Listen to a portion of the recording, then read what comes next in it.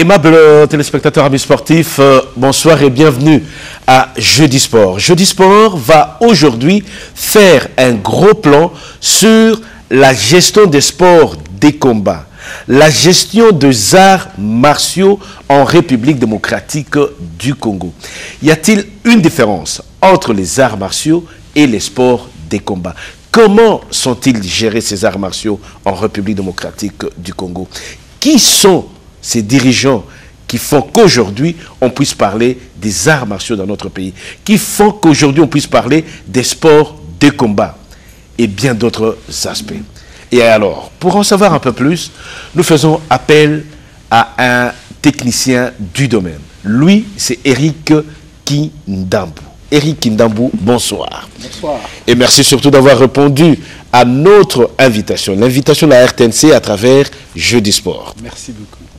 À côté d'Eric Kindambou, je rappelle, Eric Kindambou est le président de la fédération de Taijutsu. C'est bien prononcé? Très bien prononcé. Taijutsu. À côté de lui, je disais donc, se retrouve un confrère sportif. Lui, c'est Tyson Ndombele. Cher confrère, bonsoir. Bonsoir, directeur. Alors, en parlant de Tyson Ndombele, il faut comprendre Belinda Odia. Ça vous dit quelque chose? Pour tous les confrères, ils savent qui c'est. C'est une autre consoeur. Bon, ce n'est pas ça le sujet aujourd'hui, mais nous allons plus parler des sports, des combats, des arts martiaux. Finalement, on se pose la question, y a-t-il une différence entre les arts martiaux et les sports des combats? César Auguste Bolikango, la différence c'est laquelle? Non, moi je ne saurais pas la donner tout de suite. Je préfère que Eric Kindambou, je rappelle, il est aussi coordonnateur de la Confédération des sports, des combats et arts martiaux. On va voir pourquoi. Alors dites-nous, Eric Kindambou, y a-t-il une différence entre les sports des combats et les arts martiaux? Merci de cette opportunité que vous me donnez pour pouvoir essayer d'expliquer à nos téléspectateurs. Effectivement, il y a une différence, on va dire culturelle, qui existe d'abord entre les arts martiaux et les sports de combat. Alors la première différence qu'on va permettre aux amis de connaître, c'est d'abord au niveau de l'accoutrement. Vous verrez que les arts martiaux d'abord sont d'origine japonaise, on va dire asiatique. Asiatique, on voulait dire japonaise parce qu'il y a les Coréens qui pratiquent aussi les arts martiaux. En fait, l'Asie pratique les arts martiaux parce que, comme je vous l'ai dit, les arts martiaux viennent avec un accoutrement. Tout ce que vous verrez habillé en kimono, en judoki, sont de la famille Budo. Ça, on appelle ça les arts martiaux. Alors les Occidentaux aussi, les Européens. Budo qui signifie? Le Budo qui veut dire art, c'est une grande famille. J'en reviendrai quand je parlerai du code Bushido. Donc le Budo se pratique dans une tenue traditionnelle asiatique, qui est soit le kimono ou d'autres tenues purement asiatiques qui font la valeur des arts martiaux. Maintenant, les Occidentaux aussi ont inventé des sports de combat, de contact. Alors, comme il y en a en Grèce, en Russie avec le sambo, la boxe anglaise, donc avec la boxe les Anglais. Donc, tout art de combat, tout sport de contact qui n'est pas pratiqué dans les kimonos peut être assimilé au sport de combat. Le MMA, par exemple, vous verrez que ça ne porte pas une tenue spécifique. On peut le faire en culotte, en t-shirt, mais il n'y a pas une tenue traditionnelle pratiquée avec. Donc, pour permettre aux téléspectateurs déjà de faire une séparation des familles, quand vous les voyez, en kimono, art martial. Sans kimono, sport de combat. Maintenant, dans les valeurs, les arts martiaux viennent avec beaucoup plus de valeurs que les sports de combat. On va y revenir. On va y revenir. Alors, dites-nous, Eric Kindambou, vous dites art martial, ou les arts martiaux, les sports de combat. Alors, depuis quand sont-ils venus ou depuis quand sont-ils arrivés en République démocratique du Congo? Ok, donc nous allons prendre faire un petit voyage dans le passé. Oui. Je pense que si je ne m'abuse, à l'époque de nos aînés, moi personnellement, nos grands maîtres, je pense vers les années 1974. Oui. Donc on avait ici maître Bavois, dit des Cantors, qui est l'un des pionniers à avoir ici emmené les arts martiaux, en l'occurrence le karaté, le jiu-jitsu et le judo, mais il n'est pas le seul. Donc je tiens à parler de lui comme étant l'un des pionniers. Oui. C'est un peu grâce à lui que surtout à Kinshasa, on a connu justement l'essor des arts martiaux. Bon, je parle des arts martiaux d'abord. Et qu'est-ce qu'il a fait? Il est arrivé avec ces techniques qui étaient déjà à l'époque de la colonisation transmises par les prêtres. Les prêtres déjà à cause de l'acculturation, parce que l'Occident avait déjà découvert les arts martiaux avant l'Afrique, étant donné que nous avions été colonisés par les Occidentaux. Donc ils venaient aussi avec certaines pratiques. Les prêtres blancs déjà donné quelques notions de self-défense, de karaté, de taekwondo. Mais le Congolais, qui lui a en fait un cheval de bataille, c'était Maître Bavois, dit des Cantors, qui a un peu fait toutes les écoles que l'on connaît aujourd'hui. Alors là, c'est seulement à Kinshasa ou dans les provinces aussi? Dans les provinces aussi, parce que sa stratégie était de former les gens et de profiter du fait que ceux qui partaient en mission, en voyage, allaient implanter. C'est un peu comme lorsqu'on fait l'implantation d'une structure, qu'elle soit une structure économique ou une structure sociale. On commence d'abord par former les gens et puis on les envoie un peu comme des ambassadeurs, comme un peu l'évangile que l'on va distribuer dans différents recoins. Alors, là, c'est pratiquement une sorte de généralité. Mais alors, quand on y va discipline par discipline des combats ou des arts martiaux, disons que vous êtes au niveau du Tai Jujutsu. Oui. C'est quoi le Tai Jujutsu? Tai Jujutsu, c'est un art martial de self-défense supérieure. Donc, Tai Jujutsu pour dire technique de corps.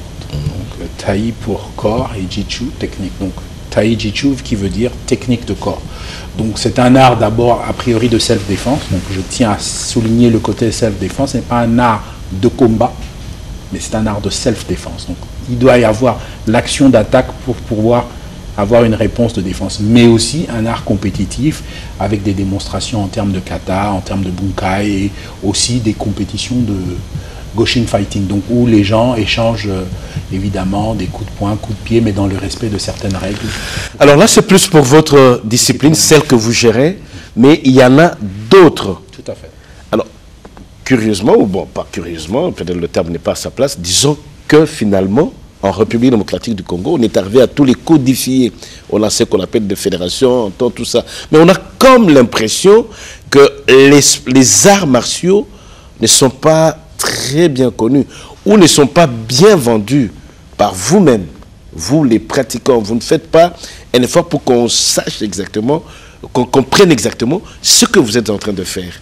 Comment vous l'expliquez? Vous avez tout à fait raison, d'où même la création de la Confédération congolaise des sports de combat, où je suis le coordonnateur. Donc cette confédération a été créée justement pour essayer de redorer d'abord l'image des sports de combat et arts martiaux, qui a été terni par certaines de nos brebis galeuses, il faut le reconnaître.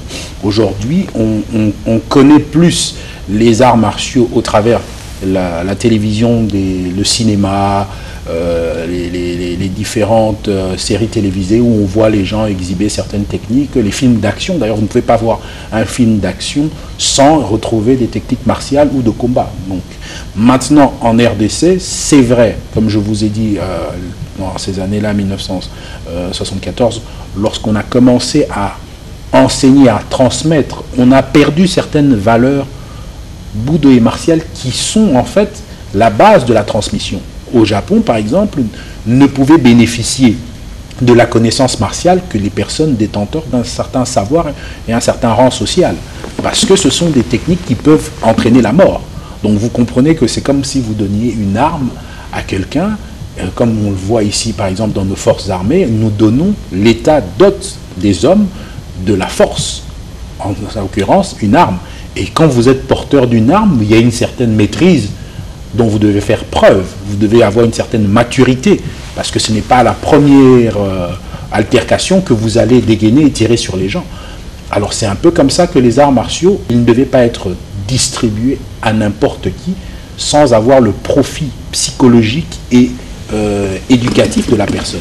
Malheureusement, il faut le reconnaître, lorsque les arts martiaux sont arrivés au Congo, ce critère n'a pas été pris en compte au départ. Voilà pourquoi il y a eu beaucoup de dérapages. On a confondu brigands et pratiquant des arts martiaux. Parce qu'effectivement, quand vous êtes détenteur de ce savoir et que vous n'avez pas l'éthique qui va avec, dont on parlera peut-être au travers de cette émission, le code Budo et Bushido, vous pouvez vous comporter d'une certaine manière qui vont dans le sens de ternir l'image des arts martiaux et aussi par ricochet des sports de combat. Alors cela nous permet de poser cette question à notre confrère Tyson Ndombele, journaliste sportif aujourd'hui, très proche des arts martiaux, très proche des sports de combat. Pratiquant lui-même. Hein. Pratiquant du judo. Quelle lecture faites-vous aujourd'hui de ces arts martiaux, de ce sport de combat en tant que journaliste sportif? Merci beaucoup pour cette question qui a vraiment un fond très intéressant. En fait, j'aimerais d'abord compléter un tout petit peu ce que le président Eric vient de soulever en termes de différences existantes entre le sport des combats et les arts martiaux d'une manière générale. Même au niveau de la pratique, c'est-à-dire il y a des sports des combats où, à travers sa pratique, on peut gagner la vie, on peut faire de l'argent. Mais dans la pratique des arts martiaux, il n'y a que la passion, rien que la passion. C'est ça qui a été recommandé par le père fondateur de tous ces arts martiaux, parce qu'on ne peut pas se faire de l'argent, on ne peut pas être à la recherche de la richesse en pratiquant ou en gérant les arts martiaux. Donc, sur ces points, il n'y a que la passion. Et au niveau de notre pays, la chose devient un tout petit peu compliquée lorsque, au niveau déjà de l'organe technique, nous constatons qu'il y a un ancien pratiquant qui cherche à tout prix devenir dirigeant, même si dans sa tête, il n'y a aucune notion de gestion. C'est ça le grand problème au niveau de notre pays. À tout prix, lorsque on est ancien pratiquant, on se déverse dans la gestion soit des athlètes ou soit dans la gestion d'une fédération, et on cherche à se servir, on cherche à gagner ce qu'on a raté en tant que compétiteur, alors qu'en réalité, dans la pratique ou dans la gestion des sports, des arts martiaux d'une manière générale, on le fait que par passion. Donc c'est ça le grand problème. Voilà pourquoi au niveau de notre pays, comme vient de le souligner aussi le président Eric, que notre discipline a été déjà au départ mal vendue, la pratique des arts martiaux, parce que au niveau occidental, au niveau asiatique, la pratique des arts martiaux était sélective. Ce n'est pas n'importe qui est appelé à pratiquer les arts martiaux. Il faut avoir un certain niveau intellectuel. Et ici, lorsque quelqu'un qui n'est pas allé à l'école, qui n'a pas eu l'occasion d'être sur les bancs de l'école, et il pratique les arts martiaux dans sa tête directement, pour lui, il a toutes les techniques possibles pour neutraliser ses adversaires, ses amis, dans le quartier, dans la famille. Donc, alors qu'en réalité, donc, ce n'est pas ça. Voilà pourquoi l'État congolais doit aussi comprendre que le sport, d'une manière générale, pour ne pas se focaliser seulement dans les arts martiaux, le sport, d'une manière générale, doit être compris comme le cadre approprié où le pratiquant ou un jeune qui le pratique peut rattraper ce qu'il a raté au niveau de sa famille, au niveau de l'église, et pourquoi pas au niveau de l'école, parce que sous d'autres cieux, le sport, surtout dans des pays de tiers-monde, dans des pays qui se recherchent encore sur le plan économique et social, le sport, c'est une bénédiction divine, c'est une occasion, c'est une opportunité qui permet à l'État de se rattraper en termes d'encadrement de la jeunesse, parce qu'il y a beaucoup de jeunes qui n'ont pas eu l'occasion d'aller à l'école, non pas parce que par manque de volonté, mais par manque de moyens de parents. Et lorsqu'il y a un don des sports, surtout dans notre pays, il n'y a pas suffisamment d'écoles où on apprend la pratique de football, de karaté, de judo, mais il y a certains, nous avons sorti des très grands joueurs aussi dans ces pays, rien qu'à travers ces dons. On a connu des Mutubile Santos, on a connu des Putumabi Trésor, on a connu des Matumonarum. Tous ces joueurs que je cite ne sont pas passés par de grandes écoles de formation, mais c'est rien que parce qu'il y a le don dans le sang. Et lorsque le sport se retrouve dans le sang congolais, l'organisation aussi doit suivre. Et lorsque cela fait défaut, voilà pourquoi moi j'ai toujours dit, au niveau déjà des autorités politiques, parce que la politique, c'est ça le domaine clé qui pour booster tous les autres secteurs. Au niveau déjà des autorités, au niveau du chef de l'État, nous devons avoir la vision claire, une vision claire à ce qui concerne le sport, parce que quelle est la vision de notre chef de l'État dans la pratique des sports? Parce qu'aujourd'hui, on peut critiquer l'actuel ministre des Sports, on peut critiquer tous les ministres des Sports qui se succèdent dans ce cabinet, mais ce sont que des managers choisis dans ce secteur pour faire exécuter la vision du chef de l'État bien incarnée par le Premier ministre. Et lorsque le moyen ne suit pas, lorsqu'il n'y a pas une planification, lorsqu'il n'y a pas une vision qui doit être planifiée, une vision qui doit être suivie par des moyens humains et des moyens financiers, et tous les ministres qui vont défiler dans ces secteurs, donc ils feront que la même chose, il n'y aura que le même discours. Voilà pourquoi aujourd'hui, le sport des combats, les arts martiaux ne sont pas très bien vendus. Tantôt sont vendus négativement, alors qu'ici au pays, Tyson, il y a plusieurs autorités du pays qui pratiquent le judo, qui pratiquent le karaté, le taijutsu, mais cela n'est pas bien vendu, donc ça laisse à désirer. En fait, je suis tenté, j'étais en train de dire, je suis tenté de... en fait, c'est votre point de vue que je respecte bien, mais je suis tenté de vous reposer la même question, tout comme je l'adresse aussi au président Eric Kimdambu. Dites-nous, quel est le profil des dirigeants? C'est vrai que la discipline, où ces sports, ces arts martiaux sont arrivés dans les années 70 ici chez nous, mais au fil des temps, 20 ans, 30 ans, 40 ans après, 50 ans après même, quel doit être le profil d'un dirigeant des sports, des combats, des arts martiaux? Quel doit être son profil? Je pense qu'on a beaucoup de tendances quand on parle de profil. Vous savez, dans la pratique, d'abord, j'ai beaucoup aimé ce que... Tyson était en train de dire. Oui, non, il est très passionné. Moi, voilà, je respecte sa passion. Évidemment, on sent aussi le souci de mieux faire. Dans sa discipline qui est le judo, on sent qu'il est très passionné par ça. Mais qu'à cela ne tienne, il est aujourd'hui important de savoir que, voilà, pour obtenir d'abord le profil, comme je vous ai dit, dans un art martial quelconque ou dans un sport de combat, le premier élément, c'est de connaître cette discipline. C'est la connaissance de la discipline, parce que la connaissance n'est pas que technique, elle est philosophique aussi. Parce que si vous connaissez la philosophie de votre discipline, vous savez ce qu'elle vous demande et ce qu'elle vous pousse à faire. J'ai beaucoup aimé la phrase où il dit que c'est d'abord la passion dans les arts martiaux. Je ne gagne pas ma vie en faisant les arts martiaux. Ce n'est pas mon gagne-pain, mais je suis passionné. Depuis que j'ai connu les arts martiaux, je ne le pratique pas pour les gens, mais je le pratique pour moi. Donc c'est cet amour qui fait que ça m'a conduit jusqu'aux responsabilités sportives que j'ai aujourd'hui. Mais avant tout, c'est être amoureux et passionné des arts martiaux. Maintenant, le côté managérial requiert, comme dans n'importe quel domaine de la vie, un minimum de connaissances de la gestion des hommes, de la gestion et des ambitions.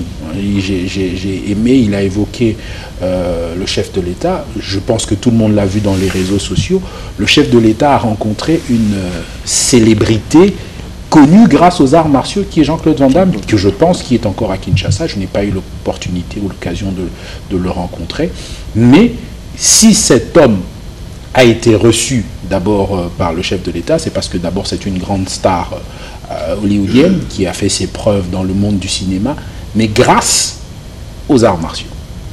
Parce qu'il a fait des films de succès d'action qui justement mettent en valeur les arts martiaux. Donc, vous voyez un peu le type de profit, donc ça veut dire qu'au travers votre détermination, votre volonté et vos connaissances, vous pouvez emmener les autres à émerger. Donc si j'essaye, parce que c'est très difficile aujourd'hui d'avoir un profil déjà caricaturé, c'est très difficile. Très difficile. Parce que chaque responsable d'une fédération y apporte une touche, un responsable, que ce soit au niveau du club, parce que ça commence là, vous parlez des responsables au niveau national, moi je vais vous dire, au niveau du club, il commence à l'encadrement de ses propres jeunes. Alors, Tyson, Partons de cette définition-là, partons de ce que vous avez vécu dans le judo en tant que pratiquant, aujourd'hui journaliste sportif. Qu'est-ce que vous pouvez reprocher aujourd'hui à ce qui se déroule brièvement, sans citer un quelconque nom, au regard seulement de la pratique des arts martiaux, au regard de ce qui se fait chez vous en judo par exemple? Qu'est-ce que vous reprochez? D'abord, j'avais beaucoup aimé lorsque l'actuel ministre des Sports est arrivé en fonction. Il y avait Serge Condé. Oui. La Confédération congolaise de sport de combat et arts martiaux dont coordonne le président Eric Kindambou. Oui. Il y avait une organisation au niveau de Showbiz où le ministre était arrivé, il était accueilli pour lui présenter des civilités. Au cours de cette manifestation, le ministre avait dit quelque chose de très capital. Il avait dit, avec l'actuel chef de l'État, le pays est prêt d'accompagner tous les sports d'une manière générale, mais avec une seule condition. Vous devriez vous-même assainir les milieux. Et ce qui se passe présentement dans le judo congolais, moi je pense que tous les pratiquants de judo, même ceux qui continuent encore dans la compétition et ceux qui se sont déversés dans l'encadrement des athlètes ou ceux qui veulent devenir des gestionnaires ou des dirigeants de l'organe technique, nous devons vraiment commencer à nous regarder en face, de voir que le judo est arrivé dans ces pays vers les années de l'indépendance et jusque-là, nous n'avons remporté aucune médaille en or dans une compétition senior d'Afrique. Et Marie-Lou serait là? Oui. C'est-à-dire, je fais allusion aux Congolais qui ont pratiqué ce judo ici, qui l'ont connu ici. Marie Brancer, oui, c'est une Congolaise, je suis fier d'elle. Oui. Mais c'est une Congolaise de nationalité sportive. Oui. Elle a connu le judo en Allemagne, elle a appris cela en Allemagne. Donc malheureusement, au Congo, chez nous, rien de bon ne se fait. Est-ce qu'on peut dire ça comme ça? Non, c'est trop dur. C'est trop dur. C'est trop dur. Oui. Le judo est pratiqué. On a connu quand même de valeurs. On a connu quand même des grands compétiteurs pendant plusieurs années ici. Mais jusque-là, au niveau international, on n'a pas enregistré une seule médaille en or. Voilà pourquoi nous devons nous regarder en face, au lieu de continuer de nous battre rien qu'à la recherche de lucre ou pour être au sommet du judo congolais. Parce qu'on doit d'abord savoir pourquoi nous pratiquons le judo. C'est par passion. Mais pourquoi je suis tenté de vous interrompre, Tyson, mais pourquoi vous ne respectez pas la charte, même le code de bonne conduite édicté par le judo? Pourquoi vous ne le respectez pas? C'est ça le grand problème. C'est ça le grand problème. Donc, c'est un problème que nous décrions chaque jour. C'est un problème que j'insiste surtout dans plusieurs plateaux de télévision, à ce qui concerne surtout le judo. Parce que présentement, c'est le deuxième sport populaire du pays après le football. Oui. Mais cette popularité-là doit être capitalisée. Alors, la bataille, c'est au niveau de la fédération. Mais sur le reste du territoire national, comment se porte le judo? Comment est la gestion? La pratique des judo sur le plan national doit être bien structurée, partant par la vision inculquée par le patron de la fédération. Parce que être président de la fédération, on n'est pas là que pour gérer l'équipe nationale. D'ailleurs, le patron de toutes les équipes nationales dans différentes disciplines s'appelle le ministre des Sports, s'appelle l'État congolais. Donc, au niveau de la fédération, l'organe technique a un rôle à jouer dans l'encadrement de la jeunesse qui se focalise dans le sport. L'organe technique, c'est un conseiller technique de l'État pour aider l'État de bien encadrer sa jeunesse focalisée dans les sports, dans différentes fédérations. Donc, lorsqu'au niveau déjà de l'organe technique, vous placez quelqu'un qui n'a aucune notion en termes de gestion, vous placez quelqu'un qui n'a pas d'esprit managérial, rien seulement parce qu'il a bien pratiqué le judo, rien seulement parce qu'il fut un grand compétiteur de karaté et qui ne régorge aucune notion en termes de gestion. Là, c'est ça le grand problème. Vous venez de poser tout à l'heure la question sur les profils. Oui, c'est très important d'avoir une connaissance approfondie de la discipline que vous voulez gérer, mais aussi avoir des notions de gestion, parce que ça s'apprend. On ne se lève pas un bon matin, on devient gérant, même d'une petite entreprise. Il faut avoir de gestion, il faut avoir des notions en termes de gestion. Et lorsque on n'a pas tout ça, on tient à gérer. Là, il y a des idées derrière la tête. Et ce qui est grave, le désintéressement de l'autorité en place. Vous m'avez posé les questions sur le judo que je pratique. Aujourd'hui, au niveau du judo, c'est depuis le mois de février de l'année passée que le mandat du comité en place a pris fin. Et tout le monde était puissant devant cette situation. Même le patron du sport congolais, même le patron de l'administration du sport congolais, tout le monde était puissant. Il n'y a pas de solution devant cette situation, alors que nous sommes à moins d'une année de jeu de la francophonie que Kinshasa va ou n'est pas abrité, je n'ai pas de précision. Il n'y a pas une autorité qui se décide, qui non, on doit mettre de l'ordre ici, mais c'est compliqué parce que c'est le deuxième sport populaire du pays actuellement. Aujourd'hui, c'est le deuxième sport populaire du pays qui doit jouer le rôle d'un conseiller technique auprès de l'État pour l'encadrement de la jeunesse. Et parmi les prérogatives de l'État, il faut aussi faire la promotion des valeurs au niveau des différentes fédérations. Mais lorsque vous zappez cela comme ça, vous laissez... Je ne crois pas qu'il puisse y avoir ce fait d'ignorer qu'il y a une situation confuse au niveau du judo. Non, je vais plutôt reposer la question au président, au cordon et les coordonnateurs de tous ces arts martiaux et sports de combat, en reformulant la question comme suit. Est-ce qu'il vous arrive de tenir des séances de, je ne sais pas, de reconscientisation, le souci d'aider vos différents membres ici, comprenez, les différentes disciplines sportives, à pouvoir bien se gérer?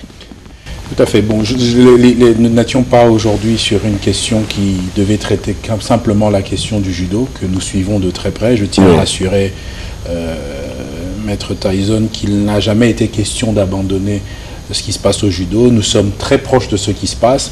Il n'est pas sans savoir qu'il y a des tendances. Hein. Écoutez, quand on fait la course au pouvoir, c'est les élections, c'est les candidatures. Nous ne pouvons pas empêcher les gens d'exprimer leurs ambitions. Cela fait partie des règles de la démocratie. Donc chacun a le droit. Vous pouvez estimer que ces gens n'ont pas les compétences. Ce n'est qu'un point de vue, mais c'est la voix des urnes qui va en décider. Mais par contre, de dire qu'il n'y a aucune autorité qui ne s'en intéresse, je ne suis pas d'accord avec Maître Tyson, parce qu'effectivement, nous avons rencontré, nous, au niveau de la Confédération des sports de combat, le ministre des Sports, nous avons discuté. Je pense que le ministre des Sports a invité les deux camps, parce qu'aujourd'hui, il s'agit de deux camps, autour d'une table. Je pense que le DAPS a réuni, il y a quelques semaines, le directeur des activités physiques, donc pour vous dire à quel point nous suivons ça de près, a réuni les deux camps qui devaient se présenter aux élections pour redéfinir. Vous savez, on ne peut pas aller dans une élection dans un climat hostile. Parce que qu'est-ce qui s'est passé la dernière fois qu'il y a eu tentative d'élection? Il y a eu des contestations. Contestations sur le fichier électoral. On va un peu... sur le plan politique. Ça risque de ressembler au plan politique. Mais bon, il y avait des contestations des électeurs, il y avait des clubs qui ne devaient pas être pris en compte, qui ont été pris en compte. Et ça finit par emmener une inquiétude sécuritaire, d'où l'État a demandé la suspension de l'élection. Donc, il n'a jamais été question de laisser le judo se battre, mais nous, à notre niveau, comme pour répondre un peu plus précisément à votre question, qu'est-ce que nous faisons? Nous faisons asseoir nos membres, qui sont d'abord eux-mêmes présidents des fédérations. Moi-même, j'ai rencontré plus d'une fois le président sortant de la fédération de judo, Maître Bobo. J'ai rencontré le candidat challenger, Maître Freddy Hello, avec qui nous avons échangé, afin d'abord, au niveau des leaders, il y a une certaine compréhension. Mais le grand problème aussi, comme je vous ai dit, il ne faut pas toujours regarder les responsables, mais aussi les bases. Donc parfois il y a des pressions qui viennent de ces électeurs qui empêchent d'arriver à des consensus qui peuvent permettre à ce que les choses se passent dans la tranquillité et dans la sérénité. Avec espoir que cela puisse changer rapidement et donner un autre visage à cette fédération de judo. En fait, nous ne parlons pas seulement du judo, mais nous parlons des arts martiaux et des sports de combat. À ce sujet, Président Rick Kindambou, est-ce que vous réalisez l'importance des arts martiaux, l'importance des... Oui, c'est surtout plus des arts martiaux dans les compétitions telles que les Jeux olympiques, tels que les Jeux africains. Un pays arrive, c'est la République démocratique du Congo, face à d'autres pays qui arrivent dans ces Jeux africains. Est-ce que vous réalisez qu'on peut beau amener une équipe de football, une équipe de basketball, de handball, mais en amenant 10 lutteurs, en amenant, je ne sais pas comment on appelle vos pratiquants. Le taïjuka. Voilà, vous le dites bien. Alors, on les amène, autant d'athlètes que vous avez amenés, possibilité d'avoir autant de médailles. Est-ce que vous réalisez l'importance que vous représentez, que vous regorgez en vous? Je suis content d'entendre, de vous entendre le dire, parce que c'est là et l'essence même de notre lutte. Oui. Les sports individuels sont justement l'opportunité de remporter plus, parce que comme vous le dites, si vous allez dans les sports collectifs, loin de là l'idée non, ne les minimise pas, de tirer sur mes collègues des sports collectifs, mais en termes d'opportunités, nous avons, nous les sports individuels, plus de chances de remporter des médailles. Maintenant, cela relève de la gestion en amont. Le grand problème, c'est lequel? Regardez aujourd'hui, vous avez bien dit, quelle est l'action gouvernementale d'accompagnement à la préparation. J'ai suivi Maître Tyson ici qui a évoqué un peu la mission des fédérations. L'arrêté ministériel est très clair.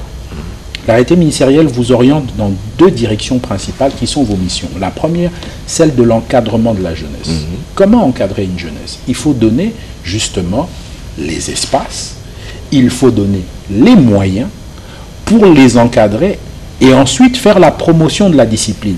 Faire cette promotion va dans la participation de la République lors des grands rendez-vous, tels que les Jeux olympiques, tels que les championnats du monde, dans lesquels l'État rayonne.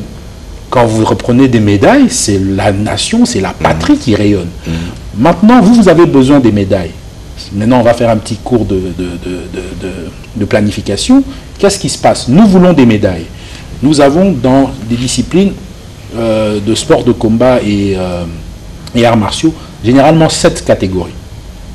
Le minimum, c'est 7. Il y en a qui peuvent aller à plus, mais le minimum, c'est 7. Donc, alors, dans les 7 catégories, vous pouvez faire participer différents types de poids pour ces différentes catégories. Donc, vous voyez le nombre de personnes qui peuvent participer et gagner des médailles. Mais qu'est-ce qu'on se rend compte? Quand vous n'avez pas anticipé la préparation, la localisation des talents. Comment vous localisez les talents? Dans la préparation et l'encadrement. Vous encadrez les jeunes, par exemple, les jeunes qui sont à Goma, à Rutshuru, à Bwende, à Lodja. Il faut aller les rencontrer. Il faut leur donner le cadre dans lequel ils vont s'exprimer. Non seulement ils connaissent la discipline, ils la pratiquent et ils se démarquent. Il a parlé du talent inné dans le Congolais. Oui. Ce talent, une fois que vous l'avez détecté, qu'est-ce qu'il faut faire? Il faut le protéger et le préparer. Maintenant, ce niveau-là que le problème se pose. Quand on a détecté l'ensemble de ces talents, qu'est-ce qu'on fait? Nous devons les accompagner à venir participer à ces compétitions. Et là, c'est le quotidien de chaque discipline qui doit se faire par un accompagnement à la fois matériel et financier. Parce que pour qu'un athlète arrête de faire tout ce qu'il fait pour gagner sa vie, pour se nourrir, pour s'occuper de sa famille, et ne consacrer sa vie que au sport, afin de pouvoir être un bon challenger, il faut en prendre soin. Alors, Rick Kindambou, Tyson Ndombele, c'est vrai que le temps, comme nous l'avons dit, il est en train de nous faire défaut, tout en rappelant aux aimables téléspectateurs et amis sportifs que vous êtes en train de regarder la télévision nationale en ce moment à travers Jeudi Sport. Jeudi Sport qui fait aujourd'hui un gros plan sur la gestion des sports, des combats et des arts martiaux en République démocratique du Congo. Et pour ce faire, nous recevons sur ce plateau Eric Kindambu. Il est président de Taijutsu. J'imagine que j'ai le massacre. Très bien prononcé. Et Tyson Dombele, il est pratiquant du judo, ou il fut pratiquant du judo. Et aujourd'hui... Je les suis jusque-là. Ah, il continue de le faire. Il est aujourd'hui journaliste sportif. Maître Eric Kindambu, nous sommes obligés de nous arrêter à ce moment-là, mais un petit mot à vous et Tyson, l'importance du profil. Je voudrais vraiment que vous puissiez insister, parce que vous voyez que nous nous étalons finalement sur la gagne, sur la victoire. L'obtention des médailles nécessite une bonne préparation à la base. Et là, est-ce que vous êtes bien implanté sur le territoire national? Les arts martiaux sont-ils bien implantés sur le territoire national? Oui, je vous réponds tout de suite, oui. Hein. Je vous en prie, Tyson. Moi, je pense que les arts martiaux sont très bien implantés sur le plan national parce que... Dans toutes les 26 provinces? Oui, il y a pas mal de disciplines qui comptent plus de 8 à 9 ligues dans différentes provinces. Donc, dans les 26, j'insiste, dans les 26. Le problème est qu'on ne peut pas avoir... Toutes les 26 provinces toutes les 26 provinces, une ligue dans une province. Mais déjà, lorsque la majorité, lorsqu'on dépasse la moitié, c'est déjà une bonne chose pour avoir suffisamment la promotion de la discipline. Vous venez de soulever l'octroi des médailles. Je me rappelle, j'avais suivi le chef de l'État lors de son discours, de son premier discours sur l'état de la nation. Le chef de l'État l'avait bien souligné que désormais, nous devons honorer nos héros sur le plan sportif. C'est bien beau d'avoir l'intention de les honorer, mais il faut aussi savoir comment fabriquer ces héros à travers des préparations. Fabriquer ces héros, ça sera... L'État ne peut pas continuer à financer des voyages, à envoyer des athlètes aux différentes compétitions, des athlètes qui ne maîtrisent pas. Mais ça, c'est la faute à vous, dirigeants. C'est la faute à vous qui gérez les arts martiaux, qui gérez les sports de combat, Maître Eric. Je crois que je ne tape pas à côté. En une minute, en moins d'une minute, Maître, parce que nous allons nous arrêter ici et nous retrouver le jeudi prochain. Tout à fait. Nous allons dire ceci d'abord en termes de représentation des arts martiaux et sports combat au travers de la République. Je vous confirme que la représentation est là. Les 26 provinces sont effectives depuis quelle période? À l'époque, nous n'en avions pas 26, donc les représentations étaient là. Maintenant, c'est vrai qu'avec le découpage, nous continuons à le faire. Donc quand je parle ici, je parle de toutes les fédérations de sports de combat et arts martiaux. Je ne parle pas que du Taijutsu. Mais comme vous l'avez dit, pour ne pas déborder sur le temps, la gestion, évidemment, incombe aux responsables que nous sommes. Nous ne sommes pas parfaits. Nous ne venons pas ici en tenue blanche pour dire nous sommes blancs comme neige. Mais nous disons, nous avons notre part de responsabilité. Nous faisons des colloques. Aujourd'hui même à 13 h, nous avons réunion justement des présidents des fédérations pour justement voir comment améliorer encore un peu comme le Congo, les questions qui sont d'ordre un peu fâcheuse de ce que vous attendez de nous. Mais comme je dis, il y a les générations qui arrivent, il y a les nouveaux leaderships qui arrivent. Continuez à nous faire confiance et je pense que pour les Jeux Olympiques de Paris, nous espérons. En 2024, c'est dans plus ou moins 3 ans. D'abord, le Jeu de la francophonie. Les Jeux de la francophonie aussi, mais je ne veux pas, parce que je n'ai pas tous les éléments à cette question, parler de ça, mais je peux vous dire que la réunion d'aujourd'hui va porter sur les Jeux Olympiques de Paris.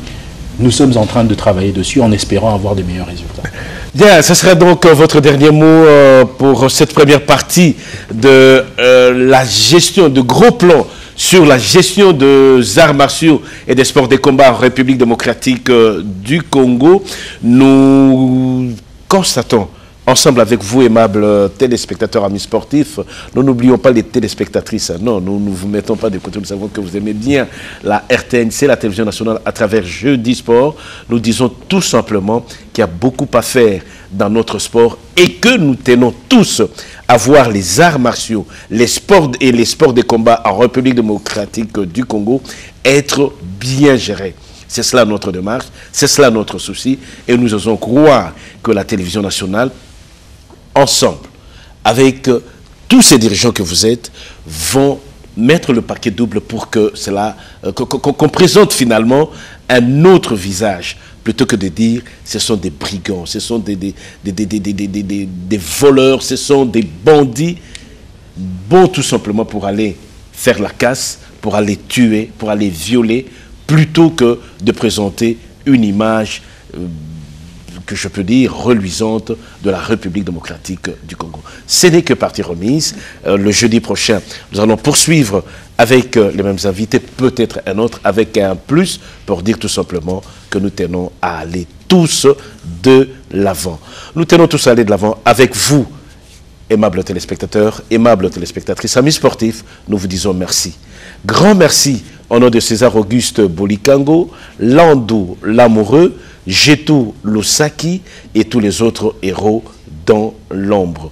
Nous n'oublions pas, vous qui êtes en train de regarder la télévision nationale, en dehors de l'Afrique, nous vous disons tout simplement merci et avons grandement besoin de vos critiques pour que l'émission puisse s'améliorer davantage. Maître Eric Kizambi, merci pour avoir répondu à notre invitation. Merci. Kindambu, Eric Kindambu. Eric Kizambi à la lutte. Eric Kindambu, Taijutsu. Sincèrement, toutes nos excuses. Non, c'est un lapsus, ça arrive. Je vous en prie. Maître Tyson Ndombele, merci pour avoir répondu à notre invitation. Soukaïna toujours. Soukaïna. Merci. Alors, nous vous laissons en compagnie de la télévision nationale. Votre